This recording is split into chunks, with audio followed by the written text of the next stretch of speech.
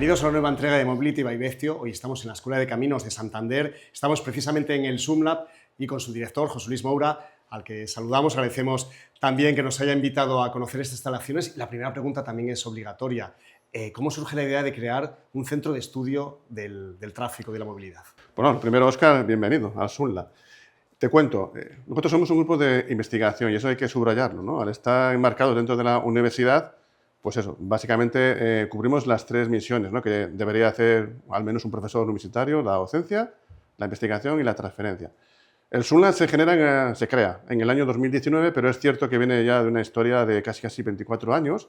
Año 2004 es un año muy importante, el profesor Ángel Eveas y también la incorporación en ese instante de mi compañero Luigi Delonio y yo mismo, ¿no? Entonces, venimos de esa época temporal y básicamente, lo que digo, nuestro objetivo era, hacíamos docencia, pero con mucho interés en el desarrollo de herramientas, sobre todo de modelización. Eso nos encantaba.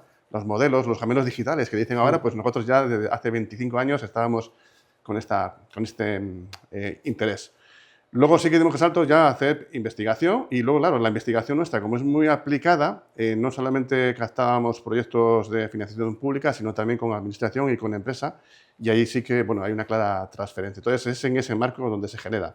En resumen, año 2019, pero con una historia ya de 25 años. José Luis, a nivel nacional el SUMLab es un referente, pero ¿en qué campos centra su actividad y cuáles son sus objetivos? Los objetivos al final son estos tres, pero si quieres que te cuente un poco más de qué tópicos o qué áreas tenemos, la verdad que son muchos, pero te lo voy a contar de una forma que yo creo que va a ser muy atractiva, porque es siguiendo un poquitín el histórico de estos 25 años. ¿Cómo empezamos nosotros? Como te decía, modelos. En aquella época, que era lo más habitual, modelos de tráfico. Bueno, pues oye, resolver un problema generalmente de planificación, no tanto de gestión, tomar unos datos, una matriz y hacer una asignación. Empezamos con esta cuestión, pero si te piensas un poquitín, si luego quieres abordar un tema de más calado de la ciudad, claro, no solamente es tráfico, es transporte público. Ahí es donde empezamos a poner foco en el transporte público, en modelos de reparto modal, que ahí sí que somos expertos, en especial mi compañero Luigi, ¿no? Yo creo que eso nos ha dado mucho valor al grupo. Y entonces aparece también el área que estudia exclusivamente demanda de transporte. Ya he dicho tráfico, demanda de transporte, transporte público, modos activos, que fue lo siguiente, ¿no?, que apareció. No solamente eso, sino luego ya temas más de microsimulación, aparcamiento, ubicación de paradas de transporte público. Y luego también hicimos, como digo, hacemos de todo. Luego la otra vertiente, que es, en vez de ir a lo micro, al revés, a lo más macroscópico y más de estrategia, vinculación de modelos de transporte con usos del suelo, también ahí tenemos experiencia. Y por resumir, los últimos 7 años, mucho foco en lo que ves aquí: tecnología, datos, inteligencia artificial, ¿vale?, que para nosotros fue muy cómodo adaptarnos, ¿no?, a todo esto que nos ha llegado, pero sin dejar de lado dos cuestiones: el ámbito social, por un lado, participación ciudadana, ¿no?, equidad también, pero sobre todo también la parte ambiental, que también, lógicamente, ahora ¿no?, se pone mucho énfasis en esto. Entonces, en resumen, como ves, hacemos prácticamente un montón de cosas. Además, este entorno tecnológico también sirve para atraer la atención de los más jóvenes, ¿no? Sí, en esto además yo te puedo contar mucho, porque como vengo de mi etapa anterior, director de la escuela, Sí. a mí me tocó vivir la época dura de pérdida de atracción del título como tal, que ahora te cuento algún detalle que es lo que percibíamos, pero también con una super oferta. Fue en el momento que entra Bolonia, ingeniería civil, se pasa de estudiar caminos, ¿no?, en 7, 8, 10, vamos a poner centros, a 35. Entonces ahí sí que era de las cosas que a mí me preocupaba, ¿no?, de que efectivamente veías que, bueno, pues que los jóvenes veían que esto no era atractivo. No me preocupaba tanto la cantidad de alumnos que entraban, sino la percepción. Y entonces ahí sí que arrancamos toda una campaña de, no, hay que lanzarse, y lo primero empezamos por, claro, lo más inmediato, los chicos y chicas que están en bachiller, pero llegamos a hacer talleres de Peque Ingeniería. Cuando digo Peque Ingeniería es aquí en este lugar, un montón de niños viendo qué es lo que hacíamos. Entonces, eso por un lado, y también incluso a nivel de ciudad, ¿no?, con familias. ¿Qué es lo que perseguíamos? Decir, oye, que no solamente es infraestructura, ¿no?, que esto sigue siendo una carrera totalmente atractiva, con un gran impacto social, y ahí está absolutamente demostrado. Tú en el momento que a los jóvenes le dices que, mira, tienes un reto, y los hay hoy en día, ¿no?, toda la masificación de población urbana, metropolitana, que va a seguir creciendo, cambio climático, tienes tecnología, y lo más importante, que es que además, le decíamos, es que además tú eres el que vas a resolverlo, tienes herramientas, capacidad. Entonces, en cuanto tú despiertas eso, ahí sí que se captó. Entonces, nosotros Hacíamos campañas como Escuela de Ingeniería Civil, pero de los que lo teníamos un poco más fácil éramos nosotros, porque, ya te digo, veníamos con ese histórico de 25 años y esto es que es totalmente pues, algo más adaptado, ¿no?, a los tiempos actuales. Entonces, tenemos mucha experiencia en esto. Y luego también, te lo puedo decir, llevamos 12 años seguidos que donde más alumnos hay de las 3 especialidades de máster es en esta. José Luis, entre los proyectos que estáis llevando a cabo ahora mismo me llama mucho la atención Urban IA, que aúna por un lado la inteligencia artificial con una visión humanista, ¿no es así? Sí, como te decía, ¿no?, toda esta aparición de la inteligencia artificial para nosotros ha sido relativamente cómodo, ¿no?, porque venimos trabajando, ¿no?, en este ámbito de utilizar modelos, simulaciones, análisis, toma de decisiones, optimización.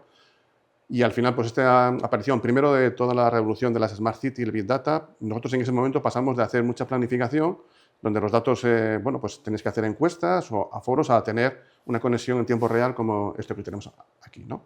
Y luego ha aparecido la inteligencia artificial. Entonces, esa adaptación ha sido cómoda. ¿Qué es lo que aporta el proyecto que para mí es fundamental? Es la otra parte, la parte más humanista, como yo creo que tú muy bien dices, la parte muy social de equidad, ¿no?, también de percepción ciudadana. No es un proyecto únicamente de la Universidad de Cantabria, somos 3 universidades, está también la Politécnica de Madrid, Politécnica de Valencia y Granada. Entonces, cada uno de nosotros aportamos diferentes capacidades. Nosotros en particular, pues movilidad, modelización y optimización, Politécnica de Valencia, inteligencia artificial, Granada y Madrid aportan esta parte más de equidad, participación ciudadana. Entonces, ese conjunto es lo que funciona realmente, porque si lo piensas, o sea, tú puedes tener mucha tecnología, ¿no?, pero si no hay que perder de vista que lo que estás tratando de modelizar son personas, son comportamientos, decisiones personales. Entonces, esto si no se vincula, no tiene mucho sentido que, ¿no?, que tú tengas, como hemos visto antes, un dron que yo ahora le vuelo y me dice todos los datos de lo que está captando en tiempo real, si luego esto no acaba siendo o esté integrado en una plataforma donde resuelva problemas de la ciudadanía, de equidad, de accesibilidad, de todo tipo. Y yo, para mí, creo que es ese, ¿no?, el potencial de este proyecto. Acabamos de empezar ahora, son 4 años y bueno, estamos ahí con una ilusión enorme porque en 4 años pues te puedes imaginar todo lo que se puede desarrollar, ¿no? Precisamente la colaboración público-privada es algo de lo que oímos hablar muchas veces, pero aquí en el SUMLAM lo lleváis en vuestro ADN, ¿no?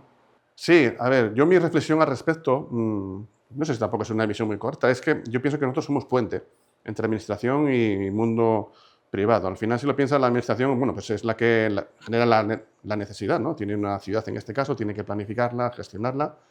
La industria o la privada, pues no, opera estos sistemas y nosotros ahí lo que aportamos es, pues, bueno, innovación, investigación, 2 cosas que para mí son importantes, rigor y neutralidad, y sobre todo algo que ahí sí que es mi frente de pelea, que es el largo plazo.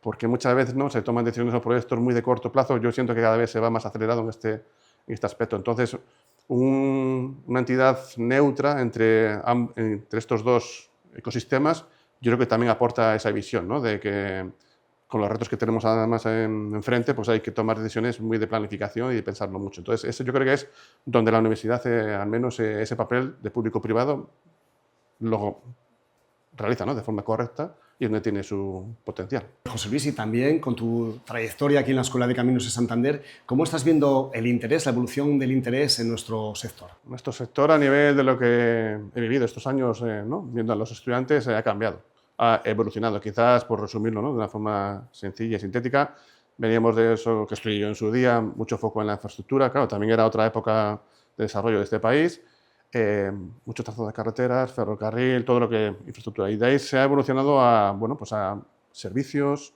gestión, operación, eficiencia. Es decir, pasamos de que hay que construir, por supuesto, es súper importante, pero luego hay que ser eficaces en esta gestión y planificación. Y luego lo importante es el concepto de cambio de transporte a movilidad. Claro, esto es mucho más correcto, ¿no?, porque al final ahí no solamente es la infraestructura, sino ya aparece, pues, desde la experiencia del usuario, como dije antes, al final son personas las que se mueven y para bien o para mal tú tienes que considerarlo en este sentido. Entonces, ese es el gran cambio, la evolución, que yo creo que todas las escuelas de caminos hemos sabido adaptarnos, sobre todo porque muchas de nosotras, como te dije antes, ¿no?, llevamos ya en este ámbito trabajando en estas herramientas que aportan mucha innovación y lo que te mencionaba antes, ahora mismo, al menos en esta escuela, los alumnos llegan a último curso y la especialidad que más les atrae es justamente esta, ¿no?, la de la movilidad, y vinculado también, muy importante, a toda la ordenación territorial y urbanística. Por último, ¿y cuáles crees que son los retos y los desafíos que afronta para la próxima década la movilidad y el transporte a nivel nacional e incluso internacional? A ver, los retos efectivamente está absolutamente demostrado que va a seguir existiendo y aumentando una concentración de población en las ciudades, en las grandes metrópolis. Absolutamente no, tenemos encima un fenómeno de cambio climático. A partir de aquí, ¿yo cómo lo veo? Pues, a ver, 2 o 3 líneas así como muy genéricas. La primera es, hay que seguir diseñando sistemas cada vez más limpios, eso es evidente, pero soluciones que no sean aisladas. Es decir, podemos proponer muchas ideas, que el objetivo sea que todo sea, ¿no?, en este caso la calidad del aire mucho más limpia, por supuesto, ganar en salud pública, pero claro, sin abandonar un poquitín cuáles son las alternativas, ¿no? Estoy ahora directamente hablando en el caso español, las zonas de bajas emisiones. Claro que es un objetivo que hay que implementar, pero muchas veces, ¿no?, si esto no va bien acompañado dentro de un programa más genérico, que los usuarios tengan alternativas, pues te puede generar un problema. Pero ese foco sí que estamos en ello y hay que seguir, está claro. La otra parte es el tecnológico, ¿no? Pero el tecnológico, o sea, lo que no puede ser es quedarse en que la solución tecnológica como tal, no esperemos que nos vaya a resolver el problema. Esto lo vinculo mucho con algo que hemos hablado antes, ¿no? La parte más de estrategia de largo plazo, ¿no? Esa otra cuestión también que antes ya lo mencioné, ¿no? Que yo creo que nos tenemos que poner en este dilema, es decir, hay que planificar, sentarse, pero a largo plazo. Y esto implica que la tecnología, pues bienvenida sea, pero sin perder un poco, pues eso, la parte que antes también mencioné, la parte social. La parte social lo tengo bastante claro por mi experiencia. Es, por supuesto, hay que seguir escuchando a la ciudadanía, participación ciudadana, no solamente en etapas finales del proyecto, sino desde el principio. Hay que escuchar, por supuesto, eso es importantísimo. Cada vez tenemos usuarios de distintos tipos, distintas necesidades, y eso hay que ser sensible, pero también digo que también hay que hacer pedagogía. Hay que decir que a la ciudadanía también hay que explicarle qué supone diseñar la movilidad de una ciudad completa, lo que implica, los costes que hay detrás y sobre todo vencer algo que es muy difícil, lo sé, que es que el óptimo de cada uno de nosotros cuando nos movemos no necesariamente tiene que ser el óptimo social global, ¿no? Y esto muchas veces pues cuesta mucho explicar. Entonces, en resumen, énfasis en la parte medioambiental, por supuesto, la tecnológica, ¿vale? Pero la tecnológica no porque sí, ¿no?, sino que tiene que ser integrada, ¿no?, con la parte más humanística, como el proyecto que hemos comentado antes, la parte social doble vertiente, hay que escuchar, pero también hay que hacer pedagogía y sobre todo lo que dije antes también, tratar de, en planificación, por supuesto, hacer algo de largo plazo y sobre todo vinculado a ordenación territorial, ¿no? De hecho, yo en mi entorno también veo recientemente proyectos e ideas, ¿vale?, y ves que todavía hay cierta desvinculación entre la parte territorial urbanística y la de movilidad. Para mí esos son los focos que hay que seguir trabajando si queremos ¿no?, afrontar estos retos tan interesantes de los siguientes 10 años. José Luis, pues muchas gracias por atendernos, por recibirnos aquí en el Zoom Lab. Ha sido muy interesante todo lo que nos has contado y hasta aquí una nueva entrega de Mobility by Web.